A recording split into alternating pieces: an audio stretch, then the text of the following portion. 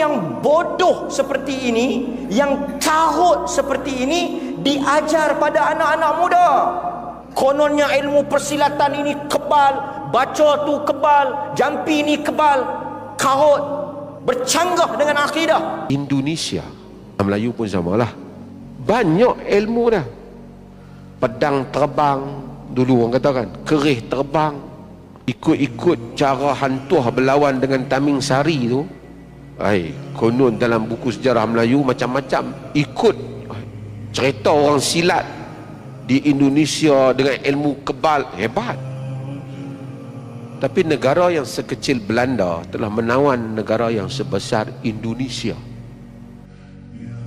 Assalamualaikum warahmatullahi wabarakatuh. Bersama saya ada manuskrip asal Temu Ramah Mak Kilau pada tahun 1969. Dan ada satu menarik dalam kajian saya di sini adalah menurut beliau dalam peperangan Kuala Lipis, beliau telah membunuh pasukan tentera upahan Inggeris yang terdiri daripada orang-orang Syekh di Kuala Tembeling.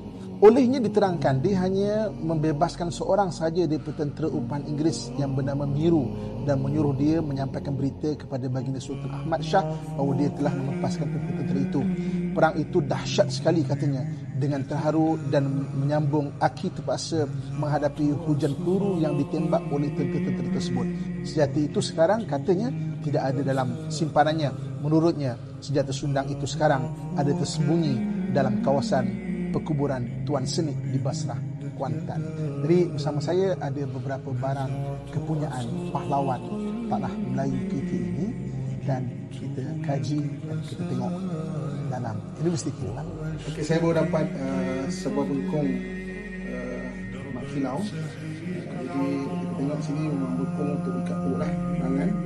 Jadi ada berkadang kalau mengikut catatan Temu Ramah Mak Kilau ada di tangan saya pada tahun 1969. Temu Ramah itu Mak Kilau pernah mengatakan bahawa dia pernah berperang di Kuala Tembeling dengan pasukan British dan juga Brigadier Syekh, di mana dia dihujani oleh peluru dan dia menggunakan senjata Sundang dan juga beberapa senjata lain, dan senjata ini kemudian disembunyikan di perkuburan Haji Senik di Pahang.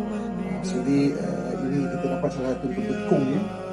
Kita dapat juga adanya Sundang dia dan beberapa barang lain yang daripada perkuburan Haji Senik yang kita test.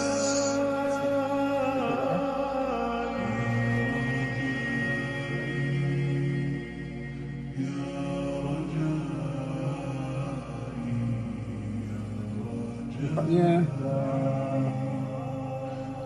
dari sudut material dia tahan bakaran. Maksudnya tanpa memerlukan ayat-ayat ataupun daripada wafak ataupun jampi-jampi. Okey, kita cuba bakar, nampaknya tak terbakar kain ini. Bismillahirrahmanirrahim. Sebenarnya tak terbakar. Jadi maknanya selain daripada pahlawan kita dulu mempunyai amal-amalan senjata serasa ni maknanya ilmu hikmah, mereka juga dapat sebenarnya benda-benda yang berkaitan dengan teknologi-teknologi yang hebat untuk peperangan seperti dulu. Saya berusaha untuk bakar. Okey, ini kalau diberi pada pengamal perubatan Islam, dibakar dan nampaknya tak terbakar. Cuba bakar yang ujung. Jadi mungkin ujung yang bakar. Bakarlah. Nampak dia merah menyala tapi tidak terbakar. Okey. Okey. Anda mau pakai dan kita merasa kebal, jangan maksudnya amalan-amalan yang putih atau ilmu hikmah ni tidak boleh dicuba. Okey, tapi kalau jadi maknanya benda itu akan anugerahkan. So dah terbakar. So kita pegang macam mana, jom. Oh. Okey. Mengenali jati diri bangsa kita Melayu dalam universiti kehidupan belajar sekolah.